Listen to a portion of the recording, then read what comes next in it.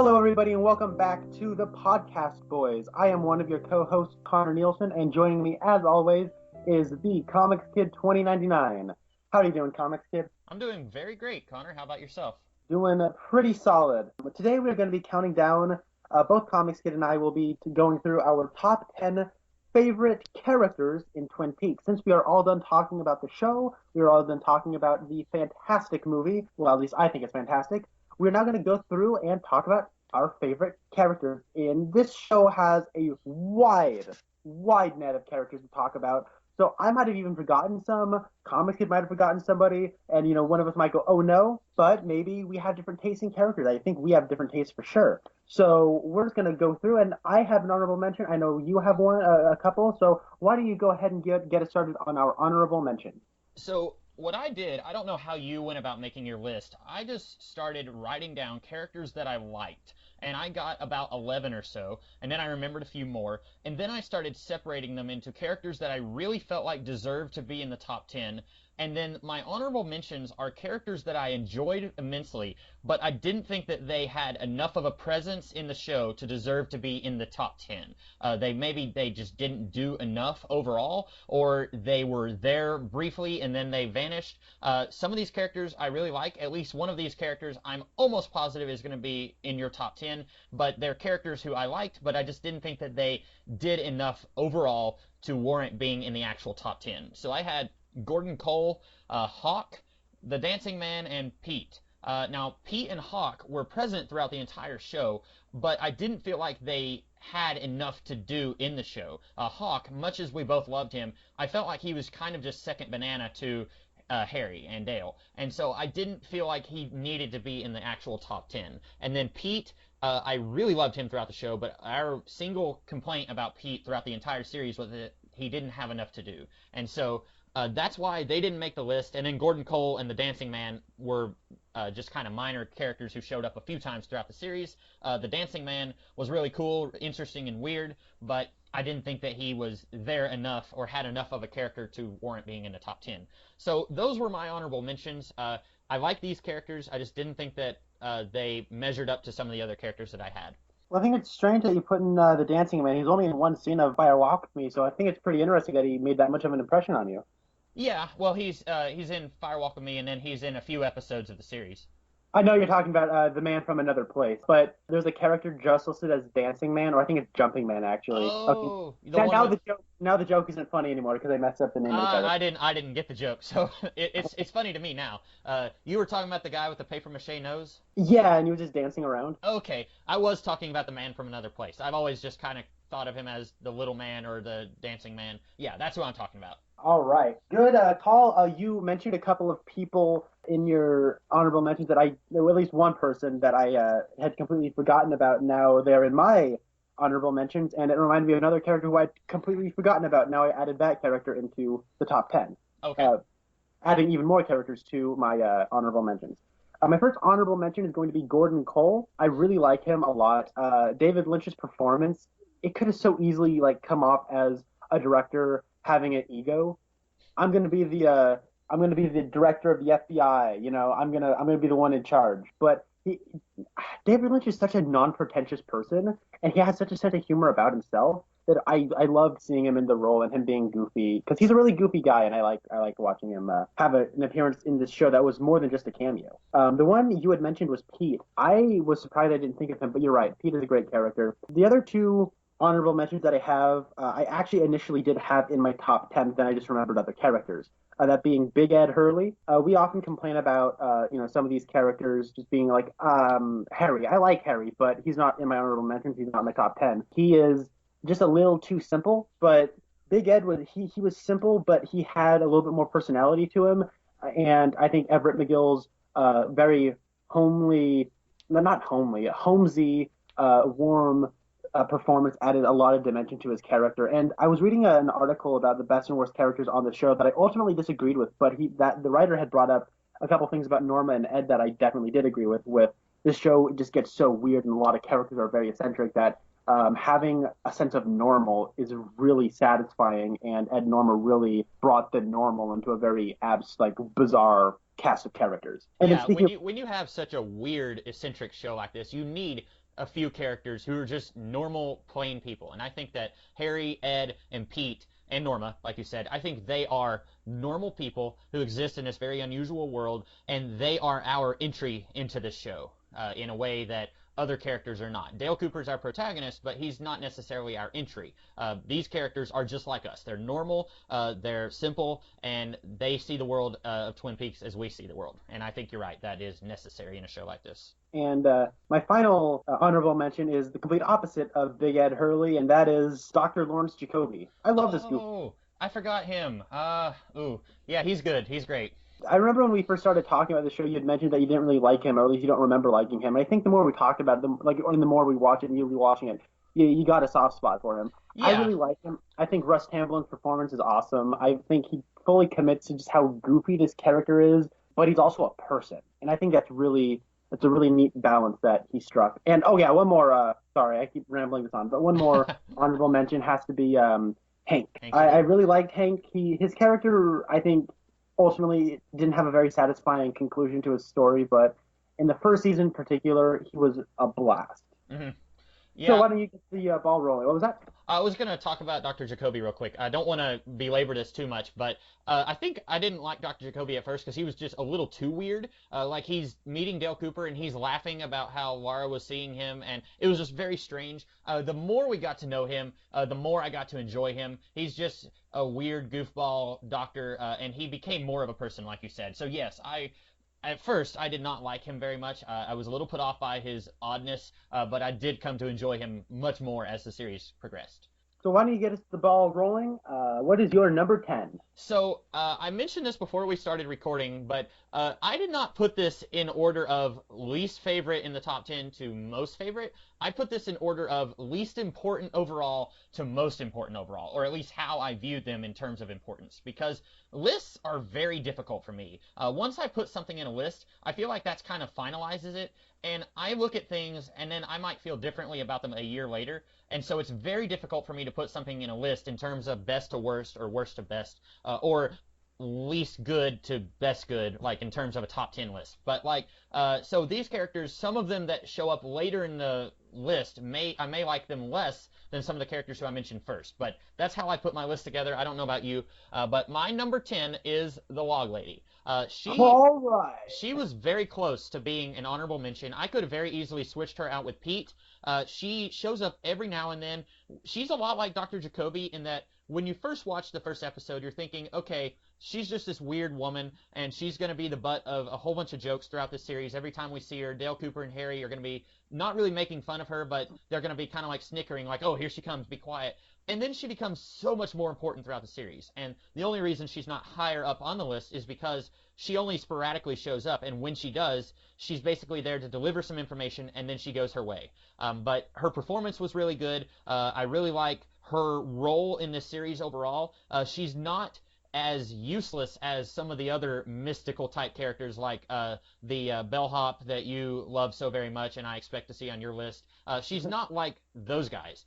She's here to actually be helpful and deliver information about this world, and she's very important in the overall series, so much so that David Lynch and Mark Frost made her the I guess the spokesperson of Twin Peaks whenever they were was it in the Blu-ray that she does the introduction to each episode? No, they were originally televised that way. Oh, okay, yeah. They were never seen again until the Blu-ray was released. Okay, so that's how important she is that she's there to kind of introduce the audience to the world of Twin Peaks every time they watch an episode, kind of like the Crypt Keeper or something like that. So that's the Log Lady. I like her. I think a lot of people do. I completely forgot about Log Lady. She wouldn't have been on my list, but I still liked her. She's part of one of the most easily recognizable symbols of Twin Peaks. Yes. Like lady carrying around a log. And ultimately she serves as a very nice bridge into the supernatural in the show. But yeah, no, I totally agree.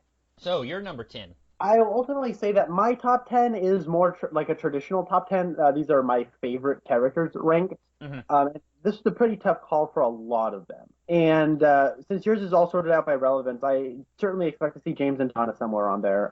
Well, no. I should say they are sorted by relevance, but these are also characters that I like. You won't see any characters on here that I dislike. They're all sorted by relevance, but they're all characters I do like. Oh, I know. Yeah, I figured you were joking, but I didn't want to give any anyone listening an opportunity to shut off this podcast right now. Like, what? Yeah. James and Donna? After we spent 30 episodes talking about how much we hated them. Yeah. My number 10 is actually Catherine Martell. Yeah. Uh, She did I not. for- She did not make mine. I liked her a lot. Like you, I think you liked her more than I did. I liked her performance, but I also felt like, and I kind of touched on this here and there. I felt like she was almost a despicable character. She was involved in a lot of shady stuff, but what made her so enjoyable was that she was so much fun to watch. She enjoyed being a bad guy, and that's why I didn't put her on my list. But I did like her a lot.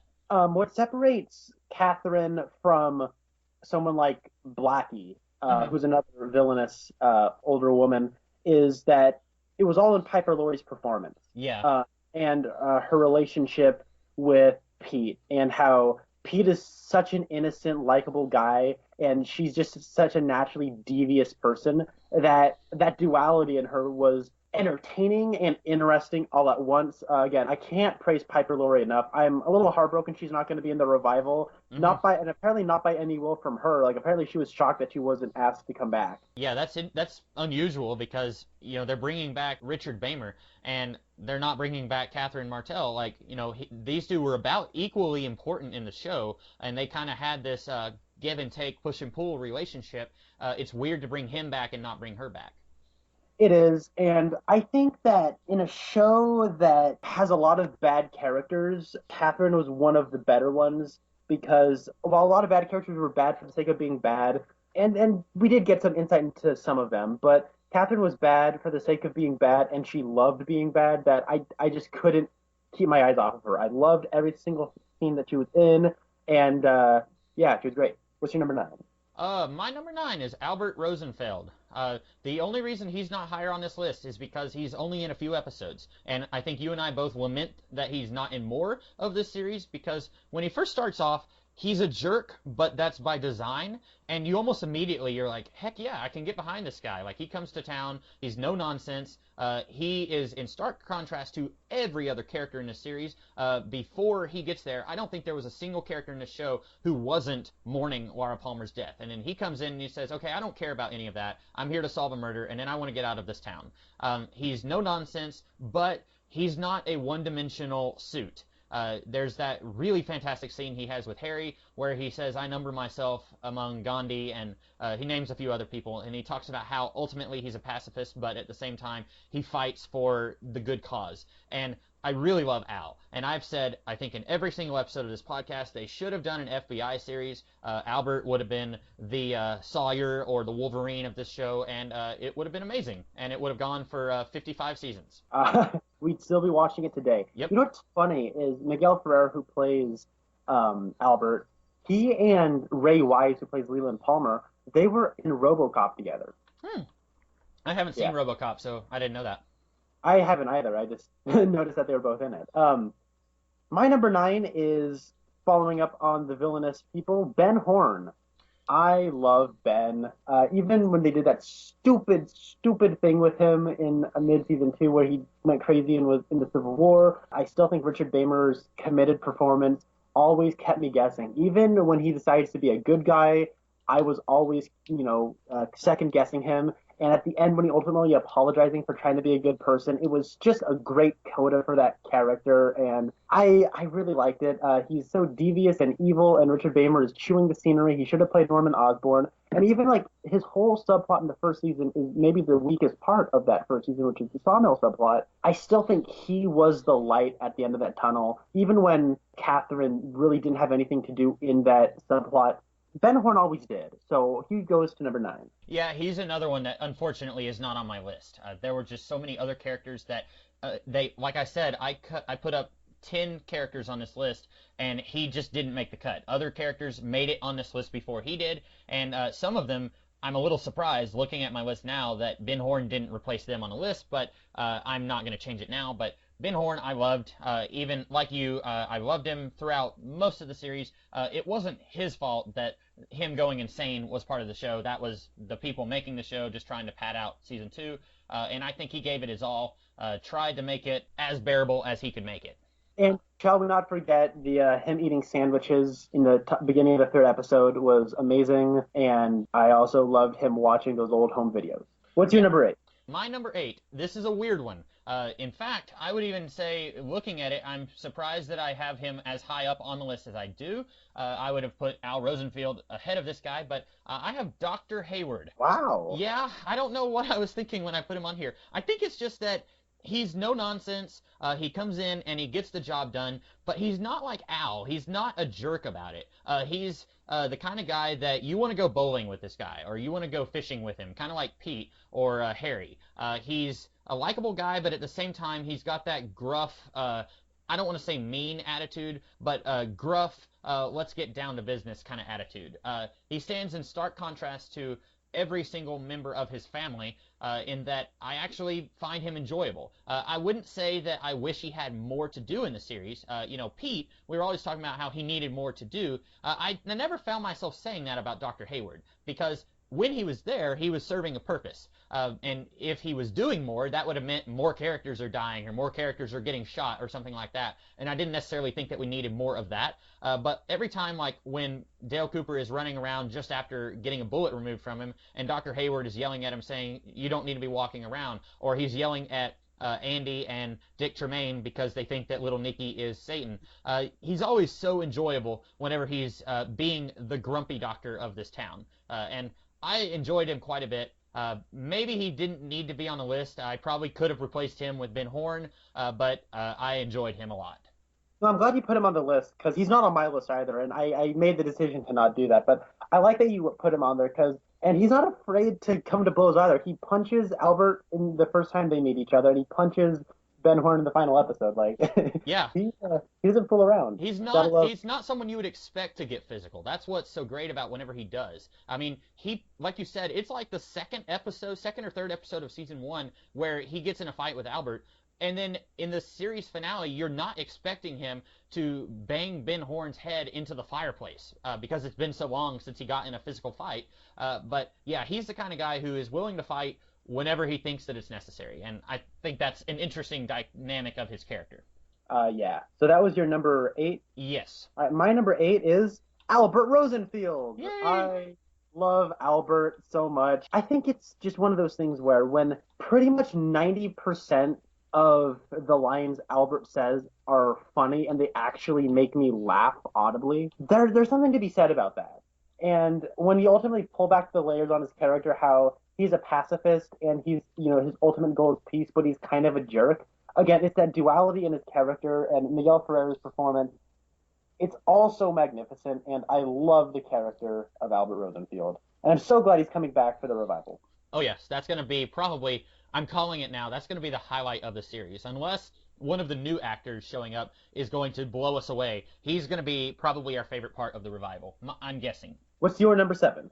My number 7 is Major Briggs. He's one who, a lot like the Log Lady, he shows up, and when he does, you know that stuff is about to go down. Just about every time he shows up, it's something really mystical. It's something very crucial to the mystical side of Twin Peaks. When he first shows up in the series, you're thinking, okay, this is just a nothing character. He's here because we need to see Bobby's parents, because Bobby is an important part of this show, and he makes this character feel more fleshed out than what he actually is on the page. This actor, I'm almost willing to bet, and maybe I'm wrong, but I'm almost willing to bet that it was the actor who said, this pretty stereotypical, no-nonsense military man, he needs to have this extremely colorful vocabulary where he's using all these really big words, and he's talking really fancy to his son about how we need to exchange a dialogue here. I feel like that was the actor bringing that. Now, I could be wrong. It could have been Lynch and Frost bringing that to the table, but I definitely think that the actor is making this character a lot more interesting and three-dimensional than what he was on the page at first, and I'm almost willing to bet that because he was making the character more interesting than what he was on the page, they then in turn made the character more prevalent and more important in the series, making him be connected to Wyndham Earle, having him give information to Dale Cooper about the owls are not what they seem and the White Lodge, stuff like that. I really love this character, and I wish that we had more of him in this series. This was a great actor in general. He was in a couple of episodes of The X-Files. I know I'm kind of getting away from the character here, but he was in a couple of episodes of The X-Files where he was really good. He was in Stargate SG-1. Just a really great character actor, and a really great character, I thought. Well, my 7 is also Major Garland Briggs. Woohoo! Yeah, I love this character.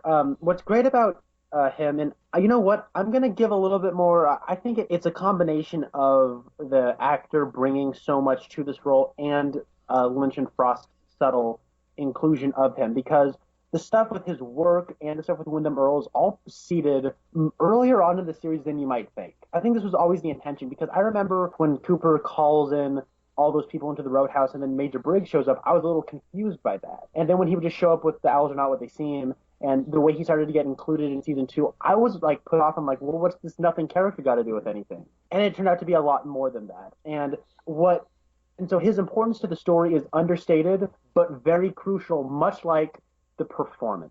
Yeah. Understated, but when you actually look at it, it's remarkable. This guy, and it's a shame I don't remember his name, but he was an excellent actor. He's dead now, rest in peace. But he is articulate. He's a gentleman. He's kind. He's well-spoken. He's well-read, obviously. And it's little things like he's pretty much the only person in town who was, like, extremely respectful towards the log lady. Yeah. Like, when they're talking towards the end of season 2, and he says, "We three have been touched by the light," he's talking about himself, the log lady, and her log. And that's something no other character in the series would have called attention to. Even Harry and Dale, at the very beginning of the series, Dale says, "Who's that?" And Harry says, "We call her the log lady." And it's not like they're making fun of her, but it almost feels like Harry doesn't understand her. It's like, well, she's kind of the laughing stock of the town. She's the log lady. She carries a log. She's no big deal. Let me go about introducing you to the rest of the people in the town. It doesn't feel like they have the same understanding of her that Major Briggs does. So yes, Major Garland Briggs, you went to number 7 on my list. So my number 6 is Hank Jennings. I'm surprised that he made it as high on here since he was in your honorable mentions, right? Yes. I really loved the idea that you've got this assassin, you've got this career criminal who is nice to people, he's charming, he's funny, he's witty, and he genuinely cares for his wife Norma. That was the best part of his character, and I agree with you. He did not get a great send-off in this series. I think they didn't know what to do with him. They could either have him try to turn his life around, which I think would have been very interesting, but it might have given him more material than they were willing to give his character, and it would have taken up more screen time than they were willing to allot for him.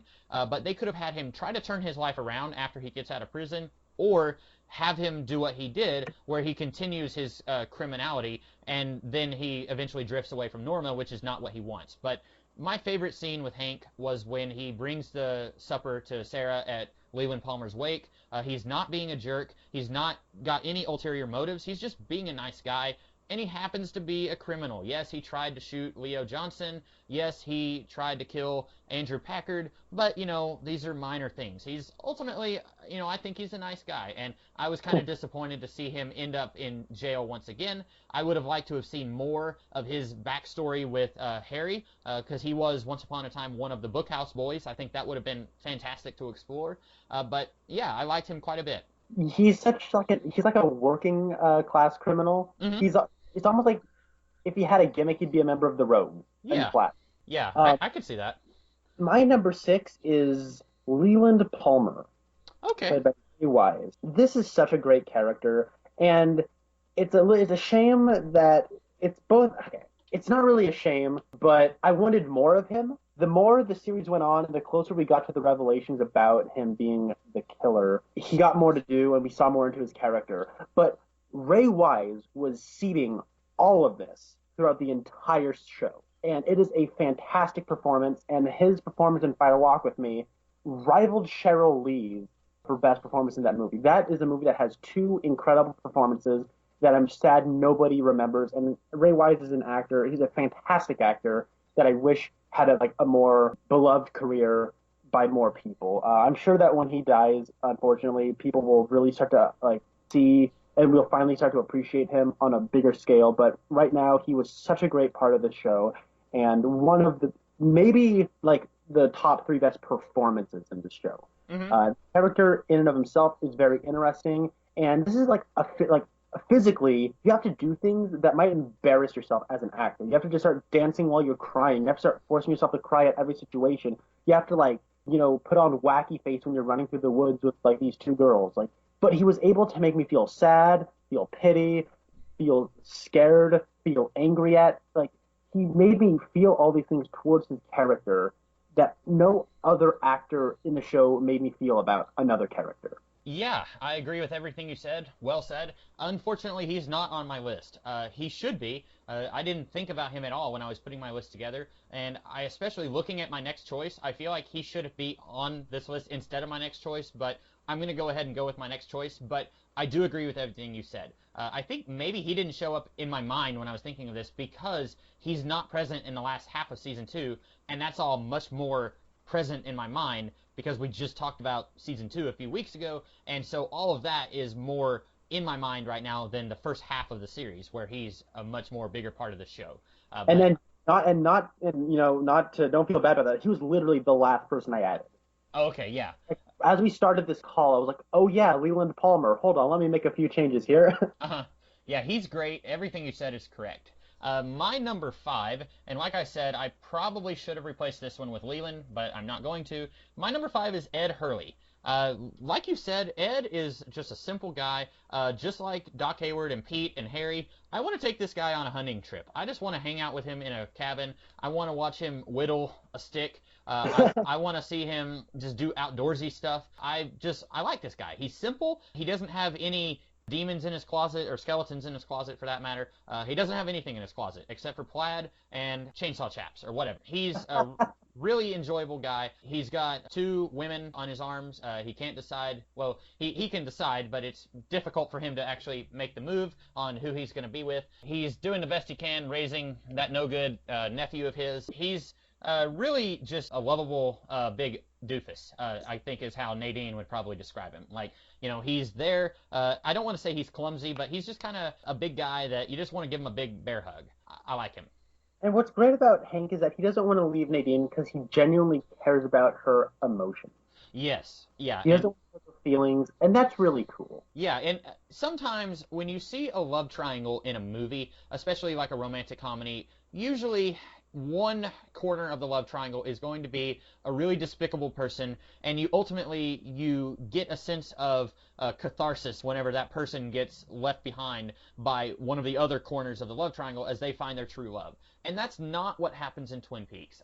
This story with Norma and Nadine and Ed, it's very sad. Nadine spends all of Season 2 with the mentality of an 18-year-old. And then in the last moments of her story in this series, she gets her memories back, and Ed and Norma were ready to go and have their happily ever after, and then Nadine was ready to go and start a new life with Meth Damon, and then she gets her memories back, and Ed, reluctantly, but at the same time, he knows what he has to do. He has to stay with Nadine, and he cares for both Norma and Nadine.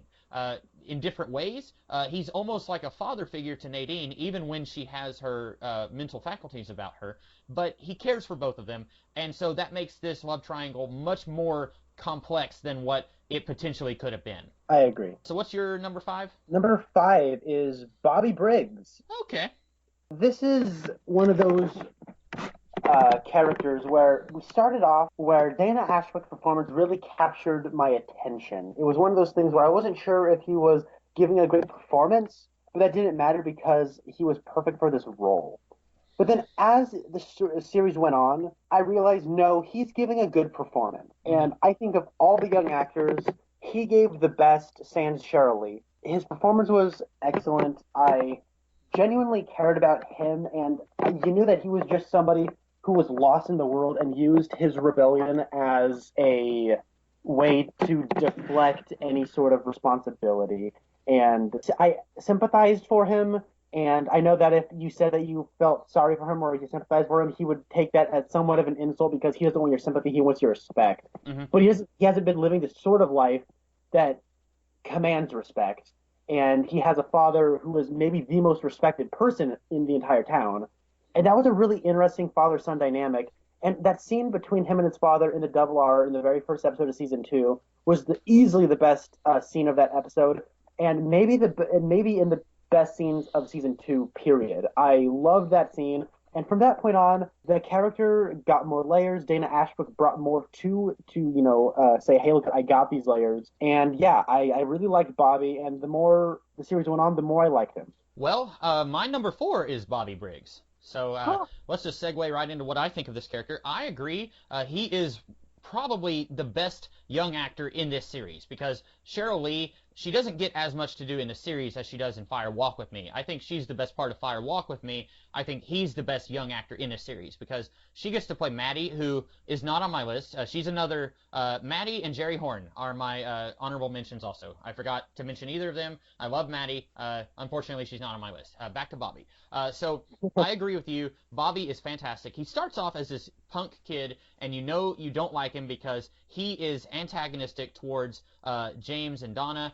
Him and Mike, they both treat Donna and James like crap, and you don't like him because he is the typical bad boy. And James and Donna, at least in the first episode, they are in a way that our normal characters like Ed and Norma and Harry are our viewpoint into this world. James and Donna were our viewpoint into the life of Laura Palmer, at least at first. And although Bobby was publicly Laura's boyfriend, he is kind of seen as the heel in that dynamic. And so at first, it's like, oh, I don't like this guy. But then as the series progresses, you start to like him more. I think the first time he really came alive for me was when he was having a session with Dr. Jacoby, and he breaks down and talks about how Laura was forcing him to sell drugs. And then I forgot about the funeral, where he kind of calls out the entire town and says that they let this happen to Laura. And he's not wrong, because more people in this town were aware of what was going on with Laura than what they would care to admit. And then you said that the scene between him and his father was one of the best in season 2. I would go so far as to say one of the best scenes in the series. That scene sticks out to me more than just about any scene in this series. The scene where Bobby starts to tear up a little bit as his father is telling him about his dream is really fantastic, and I am disappointed that Bobby and his dad didn't get more to do throughout the series, because Major Briggs at one point has been abducted, and then later he's being interrogated by the military, and he doesn't spend very much more time with Bobby after that scene. And I wish we could have seen a payoff to their relationship becoming more about respect and less about authority versus youth. I wish we could have seen more of that in season 2. We do get to see Bobby go on a path that's very different from where he was in season 1, but it's a path that's separated from his father, and I wish we could have seen more of that develop between these two. Bobby probably would have been higher on my list if we had, but I really like Bobby. In the same way that you said it's a shame that Ray Wise didn't get more to do after this series, I think it's a shame that Dana Ashbrook, I haven't seen him in anything outside of Twin Peaks, and I think he's a really good actor, like you said. At first we weren't sure about it, but he really turns it in as the series progresses, and I think that he is one who his character really suffered the further we got away from the death of Laura Palmer. He was right there in the thick of things in season 1. He was so much more present in season 1. As season 2 progressed, it really felt like they were struggling to find something to do with him.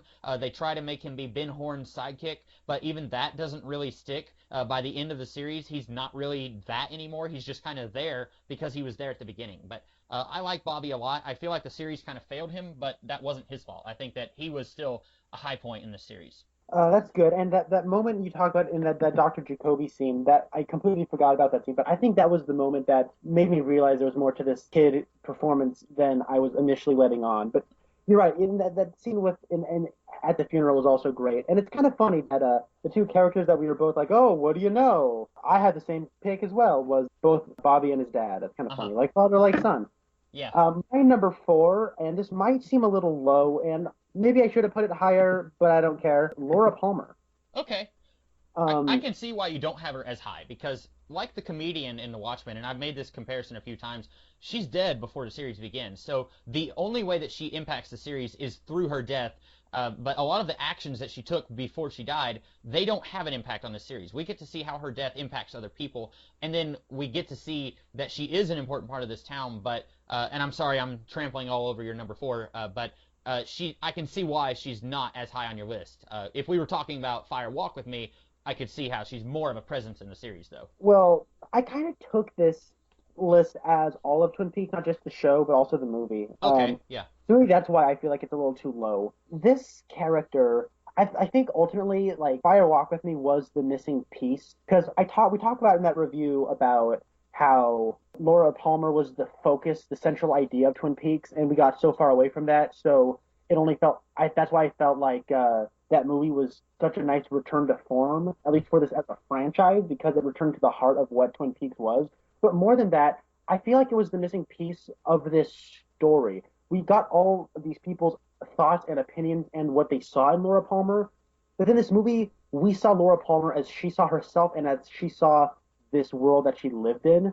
So it was like the cream filling in an eclair, you know? Yeah. The TV show was like the amazing fudge on top and the little shell that it comes in, but Laura Palmer was the custard middle. But I think it's ultimately Cheryl Lee that made Laura Palmer as great as she was because she was only like Laura Palmer was just supposed to be a dead person, and David Lynch and Mark Frost cast Cheryl Lee because she's a pretty blonde, blue-eyed girl, and we can talk into media sensationalism about murder and how the correlation between blonde-haired, blue-eyed women generally goes on. That's actually the center of the movie Gone Girl, but that's kind of the same idea at play in this show, but because of her performance, it became so much more than that. And again, I can't stress Cheryl Lee's performance enough. I think she was the best actor on the show, or at least in this entire franchise, she gave the best performance because I kind of put Laura Palmer here as also a gateway into Maddie Ferguson. Yeah.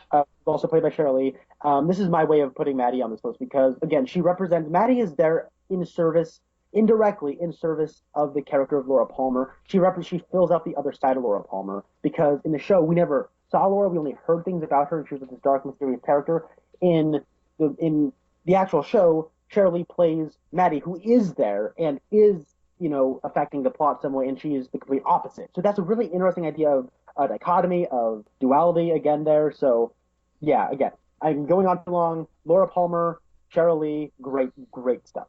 Yes. So my number 3 is Harry S. Truman. Now, he's so high on the list because, like I said, this is, as we get closer to number 1, it's more and more important in the series. Harry is, unfortunately, he doesn't have much to do other than be seduced and be wrapped around the finger of Josie Packard.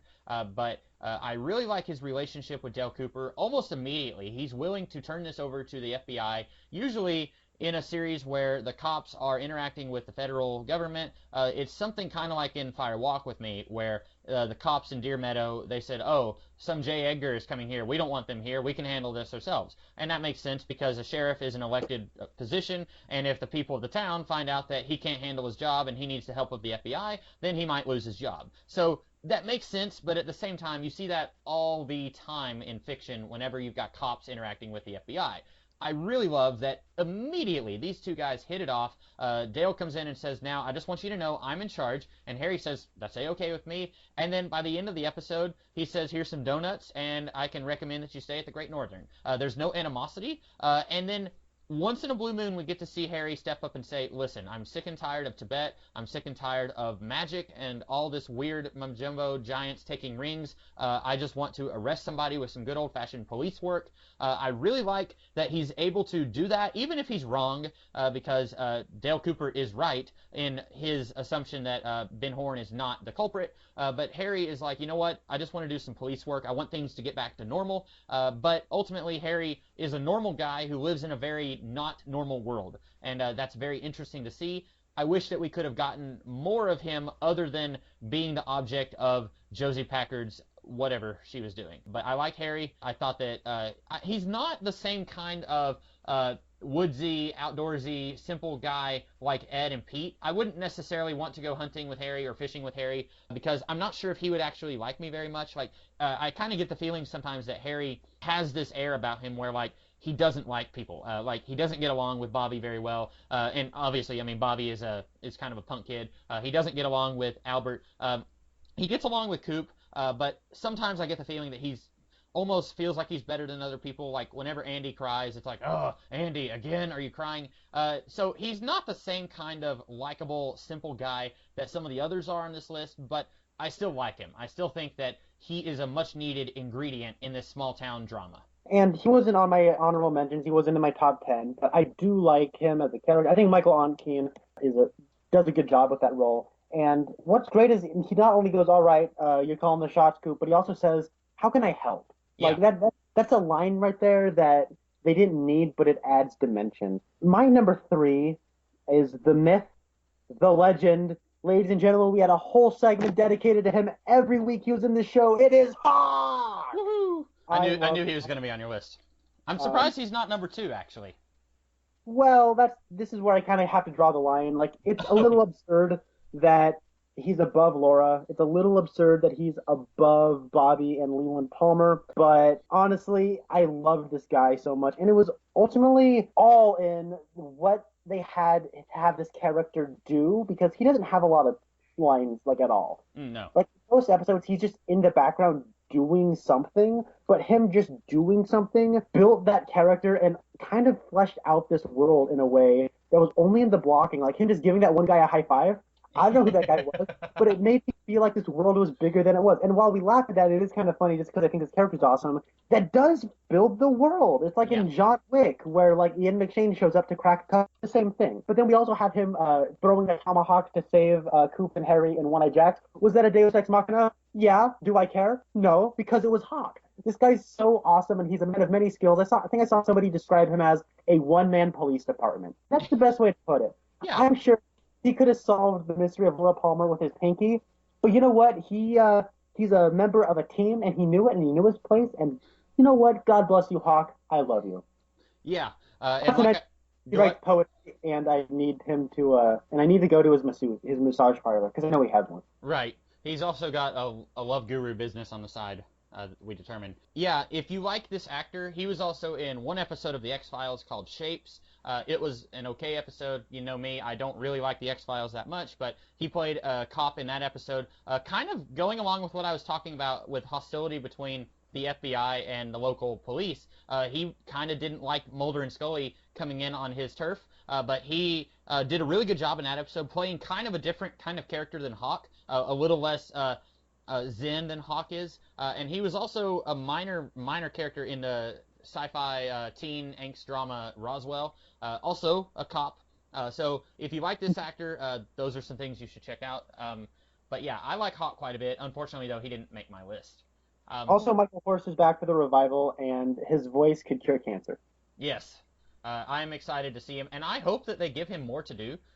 Since Michael Ontkeen is not coming back, as far as I know, they could really do a lot more with Hawk. He was talking about when Dale Cooper was kind of running the show for a little bit in season 2. Hawk was saying that he was fine with that because he didn't want to do the paperwork. I'd love to see him actually be thrust into the sheriff's role and have to deal with that. I think that'd be really fun to see that in a revival. It would be.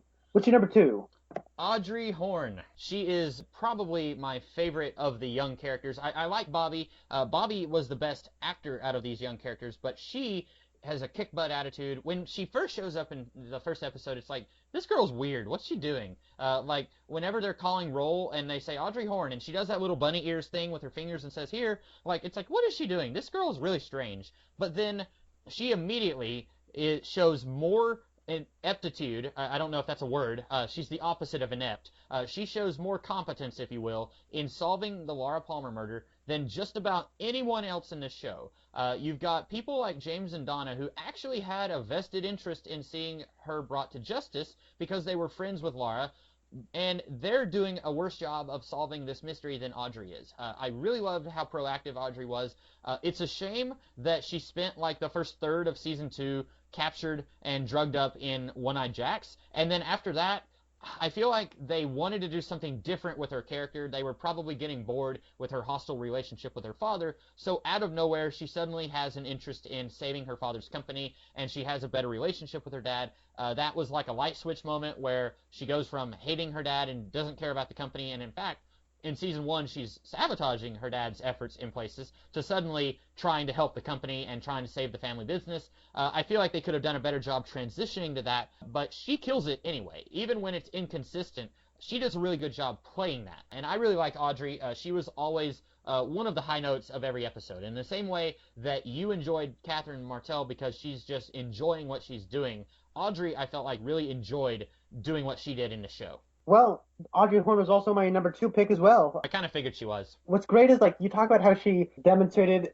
great aptitude and sleuth work in like just solving the Laura Palmer case than like the people who actually knew Laura Palmer, which is hilarious because she was just doing it to get with the Agent Cooper. Yeah. And it starts off that way and it goes to more places. Sherilyn Fenn, God bless you, you're awesome. Her performance was great. Her character was so neat, and I care like her whole relationship with her father could have been the most soapy, like unironically soapy, bland, been here, done that performance. Even though like it kind of came out of nowhere with like I gotta save the family business, I believed it. And coming to terms with, yeah, Dad, me and you are on the same page. I don't necessarily like you, but I want to help you. That was a great thing. And her relationship with Billy Zane, while I was not a fan of it initially, it really grew on me. And by the time it was over, I was sad. So, Sherilyn Fenn, you were great. Audrey Horne, I had the biggest crush on you when I first watched the show like 2 years ago. Yeah, Audrey Horne was great. And should we just say number one together? Josie Packard. Oh, I was going to say Donna, but okay. No, I've been waiting for weeks to try and give you an aneurysm by saying that Josie Packard was my number one, and unfortunately, no. Dale Cooper, we all knew it was coming. Dale Special Cooper. Agent Dale Cooper. Yeah. Yeah, I mean, you've really liked Dale Cooper. Like, right now, I'm staring at a picture of Connor from a Halloween some years back where he's dressed as Agent Cooper. I feel like I like him a lot. He's obviously my number one. But why don't you tell us a little bit about why this guy is so fantastic?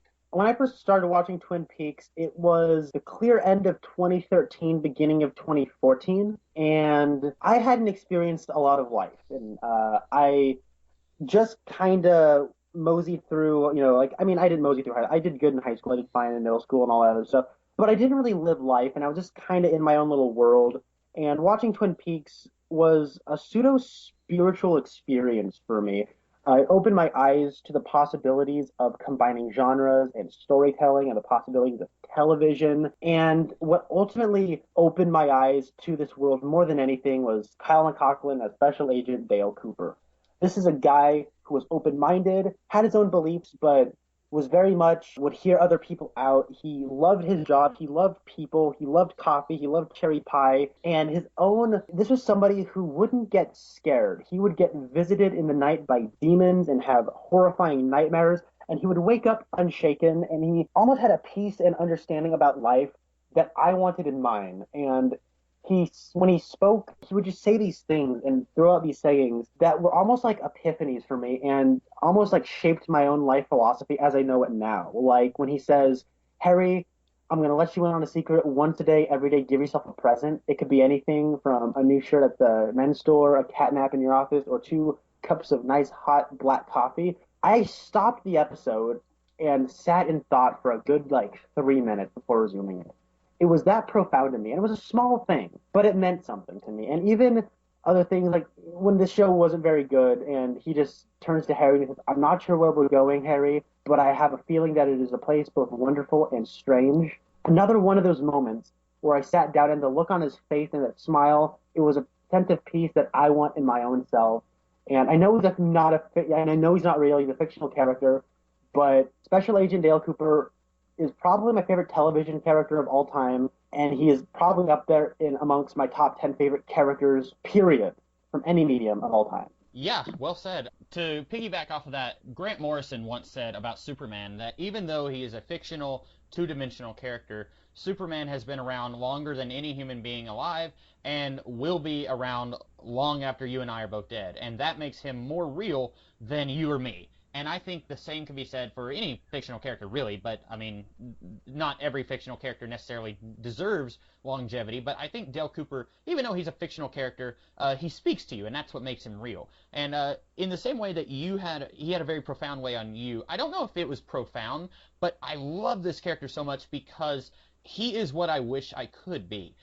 In reality, I'm kind of a crusty guy. I'm very grumpy a lot of the time. I'm probably pretty close to characters like Ron Swanson or Dr. Cox or Mr. Heckles from Friends. Like, I'm just very solitary. I just want to be alone, and I get agitated whenever I'm thrust into social situations. Pretty much the exact opposite of Dale Cooper.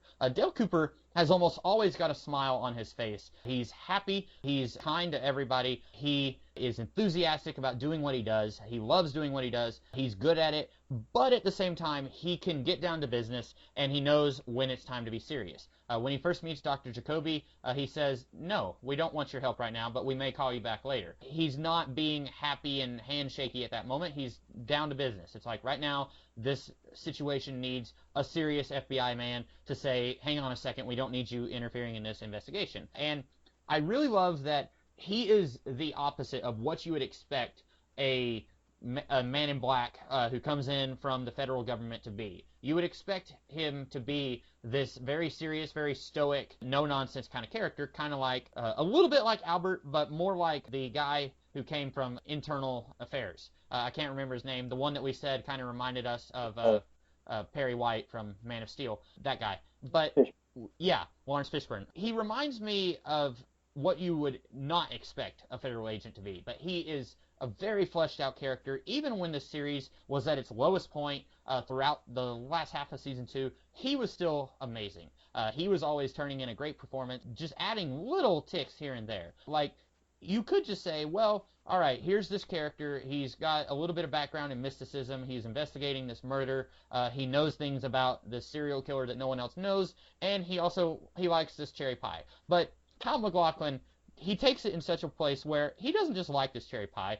This is like the best moment of his entire life. When he tells Norma that this pie is good, it's like you want to jump through the TV screen, you want to push him aside and take that pie and put it in your mouth because he sells it so much. I'm pretty sure that this guy could sell me anything. He's that good of an actor. It's just great. Without Kyle MacLachlan, I don't know if we would have Twin Peaks. I don't know if Twin Peaks would have lasted 5 episodes without his charisma and his charm guiding the show. I concur. There's another person that you just were talking about that I need to add to my list of honorable mentions. As we've been talking, I've added Jean Reno because Michael Park's performance is awesome. When you sound like Benicio del Toro, it's hard not to put you on an honorable mentions list. Mm-hmm. Also, Leo Johnson, again, mostly just performance stuff. And lastly, I'm going to put Bob. Maybe the scariest character in fiction that I've encountered. Yes, that is it's quite a list of honorable mentions. We almost have as many honorable mentions as we do top 10. We probably could have done top 20, but then this would have been like a 2-hour episode. Yeah, as of right now, it looks like I have 7 honorable mentions. I think I had 5 or 6. I added a few more throughout mine. So that's all we have. We talked about our 10 favorite characters. I figured that they would intersect at a few places. I knew for sure that you and I would both have Audrey and Dale Cooper as our number 1 and number 2, and I figured a few more of them would be the same. But I think that was a good list, and we pretty much had the same characters that we talked about. A few different places where you had some that I didn't have, or I had some that were on your honorable mention. But I think that was a good list, and we covered pretty much why we like these characters. Yeah, no. Good list. So next week, Connor and I will be doing another bonus episode. We are going to talk about top 5 episodes of the series. We have 30-something episodes to sift through. Connor has already made his list. I haven't yet, but we will be dissecting that. It'll probably be about as long as this one. So look forward to that next week. And in the meantime, Did you have anything else to add, Connor? No. I just think that when we're talking about our favorite episodes of the show, we are not going to include Fight or Walk with Me, because if we did, that would probably be number 1 on my list, but it's not. Right. Just the series itself, Season 1 and Season 2. As of this recording, the revival has not yet even begun filming, so we haven't seen anything from it yet, so we're not including that. Although, a year or 2 down the line, we may want to do an addendum where we're considering the revival. Who knows? But that's all I have to say about this and about what we'll be doing next week. So I am the Comics Kid 2099. And I am Connor Nielsen. And we will see you in the future.